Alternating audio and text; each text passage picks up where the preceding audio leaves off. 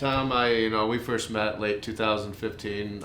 Became friends through kind provisioning. Yep. And it was after I got out of prison, but I didn't know you before then, and it's so exciting seeing all these people in the industry that were either in it early on and underground still and weren't politically active, and seeing how far we've come. When did you become a caregiver? 2009, 2010, started working closely with the Lansing provisioning centers. Green Mile happened. Yep. All the fun things that happened there with all the raids and things. They would shut people down, people would pop back open. And yeah, it was a few years of working with those guys until I met you. Yeah. I know we're in Kalkaska now, and really you were.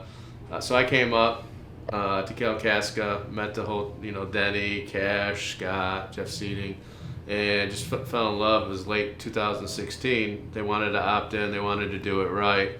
So I was able to, find properties in the industrial park, and we met. And you took a leap of faith, and tell me what you guys were thinking, you and Krista, as far as what made you decide Kalkaska so early. You trusted me, and look what it's become now. Right. Well, as soon as the MMFLA passed, I started looking a lot closer into the fact that the writing was on the wall for caregivers, and as far as moving into a regulated market, what it would take. I went to meetings at the Marriott. I think it was like the first one in Lansing, and when the guys at Kind had mentioned that they knew someone who had an inn in Kalkaska where they may be opting in to the MMFLA, it intrigued me.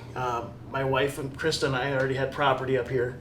Our long-term plan was always to move up here when our girls graduated from high school. This just seemed like a great opportunity to move everything forward quickly.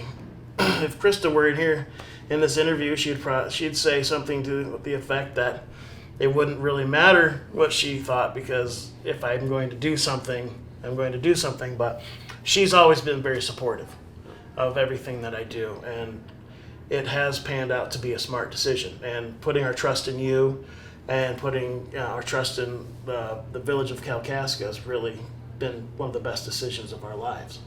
That's awesome. I look at the evolution from that day to where we are now, and I've helped a lot of people with licensing, get properties, just been immersed in it, and you guys are one of the only teams, you and Krista, that have been able to do almost basically everything on your own.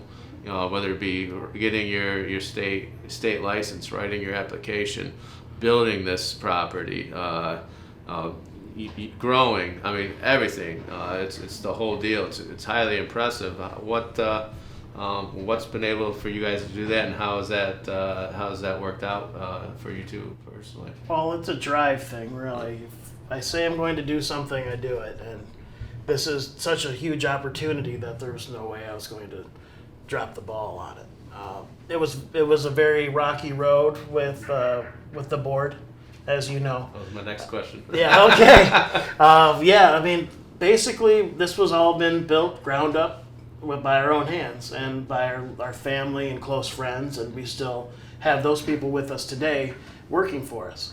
And the only industry that I can imagine that would allow you to bring in your friends and family is the cannabis industry. We're a tight-knit community. It has afforded us this great opportunity, and like I said, Kalkaska has been the launching pad for that. If I had never met you and never taken that, like you say, a leap of faith, and came up here and just immediately threw down on a property, I would still be sitting downstate figuring out what my next step is. What has it been like being up here with your family? I know I've been to your house, a beautiful area, great schools. What's that been like? Our daughters love it. Wouldn't change it for the world. It's great. Everyone is happy and healthy, and it's probably, like I said, the greatest decision that we've made as a family thus far. And this is kind of a two-part question.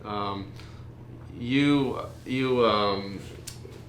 originally, and you've been a musician obviously for a long time. Echoes of Pink Floyd, Laser Light Company. Oh yeah. So that really ties into you getting the first event license in the history of the state of Michigan, but also tied into back when you were going through the process getting approved by the board on a 3-2 vote with Don Bailey saying that you used that lighting company to launder money, basically. It was an unsubstantiated claim, but I remember talking to you right after that happened. It was excitement, but still upset. I mean, I was like? Crushed. Yeah, I was crushed. I mean, it publicly to be it was defamation as far as I'm concerned.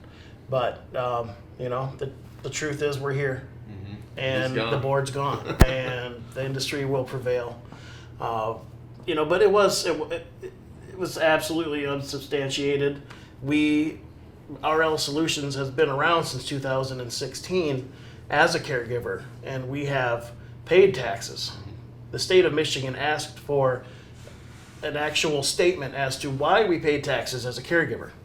So my only response was, I believe it's 61B of the Internal Revenue Code that states that any income, regardless of source, is to be taxed. Yep. So it was a confusing thing to have come up, because I assumed since they had asked me the question, I had answered the question honestly, and all of my paperwork was there. They could see our bank accounts, everything that they asked for. You know how rigorous the procedure is. That I had honestly and effectively answered all of their questions, and to still have that turned around and thrown in my face and to be called a dishonest person, which is far from that. Your strain that we're working with Redemption is Kalkaska. Yes. And tell me how that came about and how it originated. Well, the Kalkaska is it's a cross of the Bubba and Master Kush.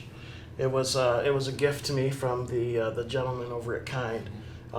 They wanted me to run that strain for them for their provisioning center. It helps a lot of people with insomnia and with appetite.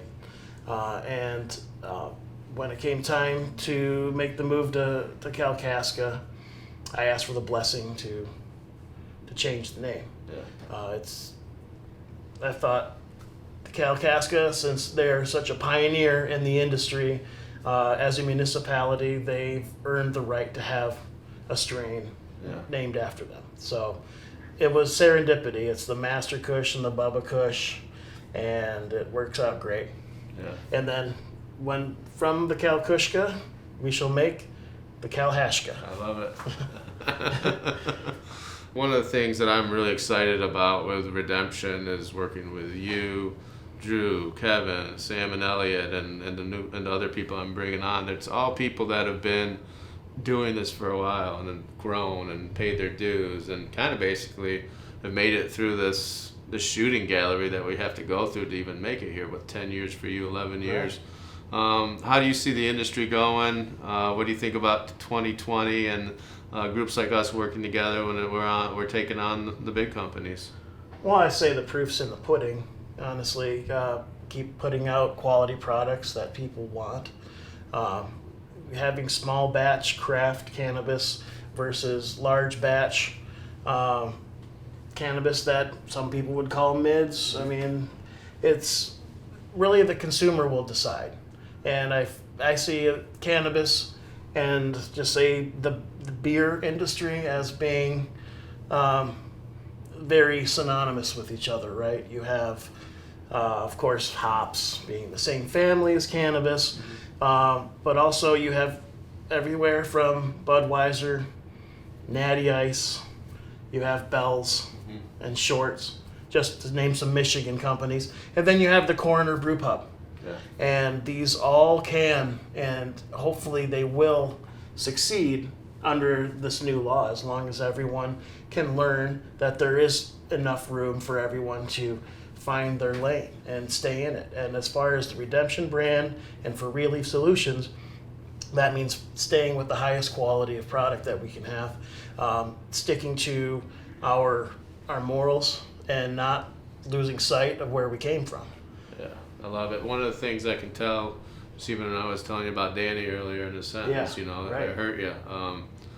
That's one of the big things why I wanted to start Redemption. I always wanted to sell cannabis legally, and I love Sure. all this stuff, but helping people going through some tough times and anyone that's been affected on it.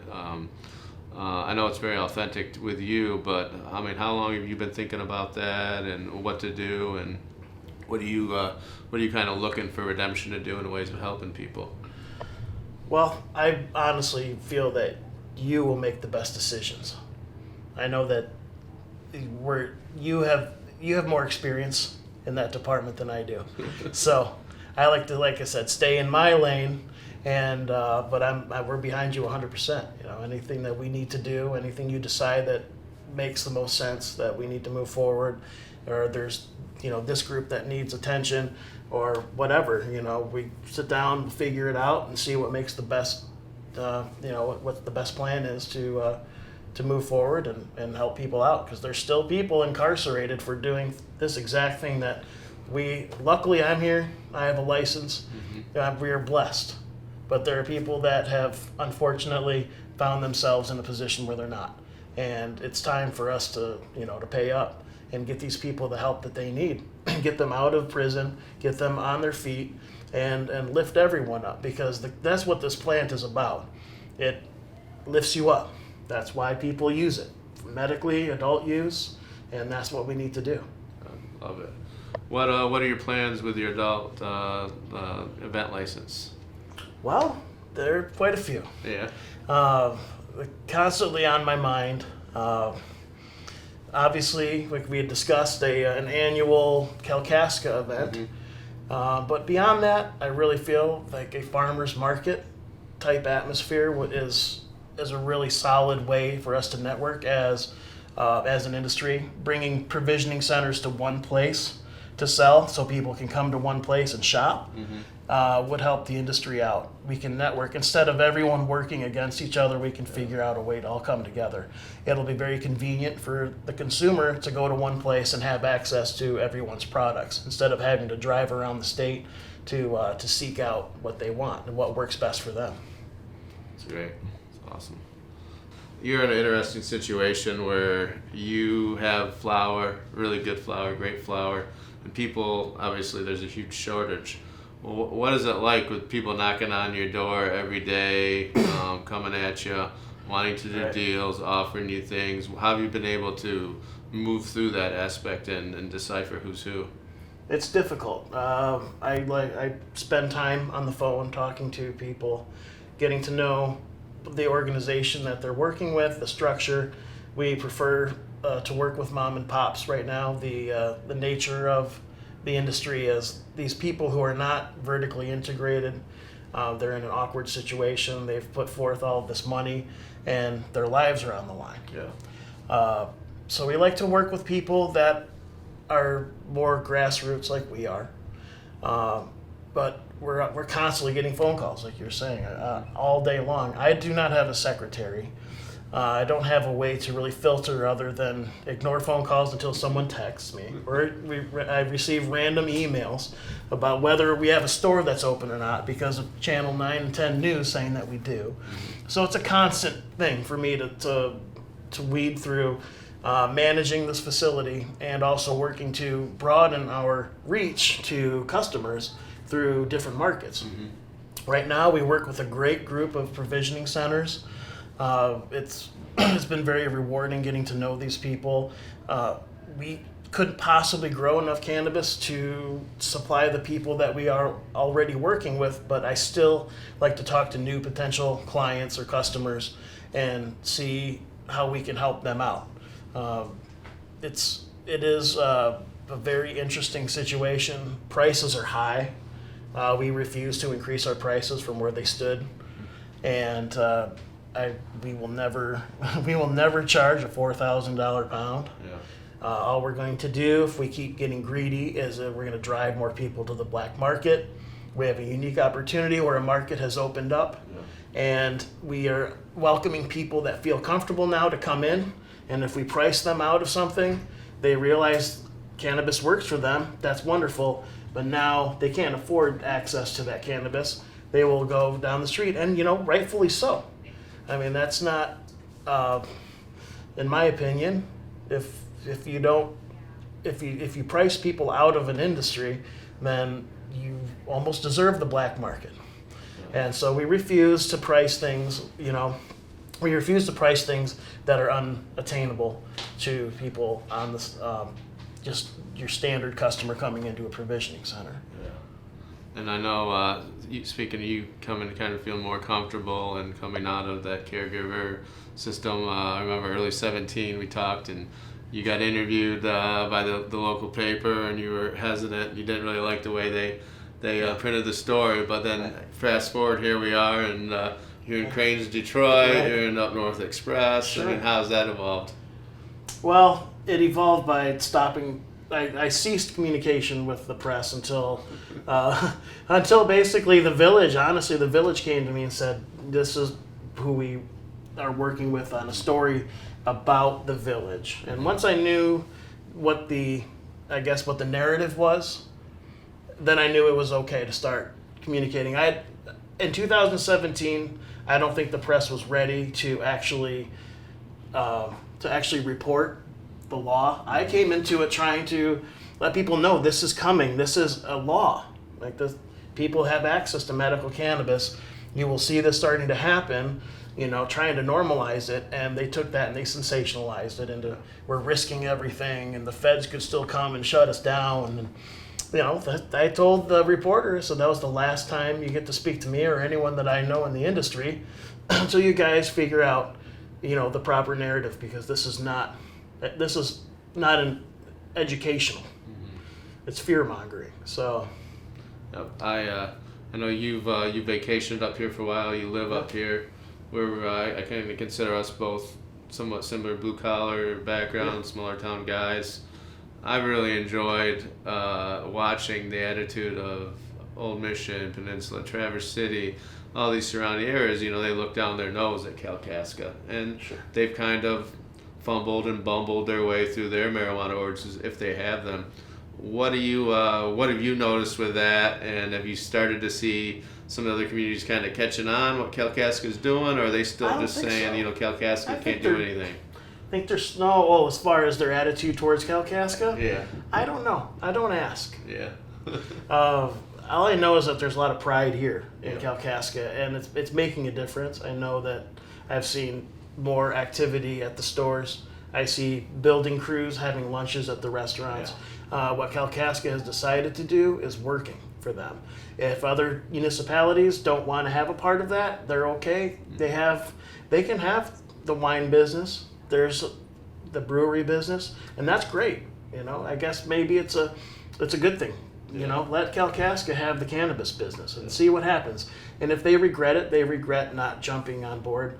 But it's hard to say. It's really hard to say. I always feel like they're the underdog. I relate with them, and seeing what they're gonna do, and don't bet against them. With Never. As far as working with the local government, like going to different meetings all over the state or helping other people, and just the hang-ups they have. What's made it so great about Kalkaska to be able to just get through this? Well, I believe Kalkaska they're all in, really. Their attitude is, they had the oil boom, the timber boom, then the oil boom, and now we have they call it the green boom, but it's still an oil boom, It's a different kind of oil. And, it's been such a economically depressed area for so long that not opting into this would have, I don't feel, somebody would have. Yeah. If they didn't, and they saw that. They saw that. They worked hard, and now I know they got the $3.5 million grant. Yeah. Right next to the trout in town, Yep. Blaze of the Trout, and they're gonna amphitheater, food trucks, do a lot of cool stuff. And hopefully, is that something in the plans with the event license there? Oh, absolutely. I get asked that all the time. We would absolutely love to throw events at Railroad Square as soon as it's open. Yeah. And I've also heard commuter trains, more fall tours are going to Yeah. start happening. Maybe a cannabis train event. Yeah, absolutely. Yeah, just Sure. a medicated train. So There you go. I like it. yeah. I like it.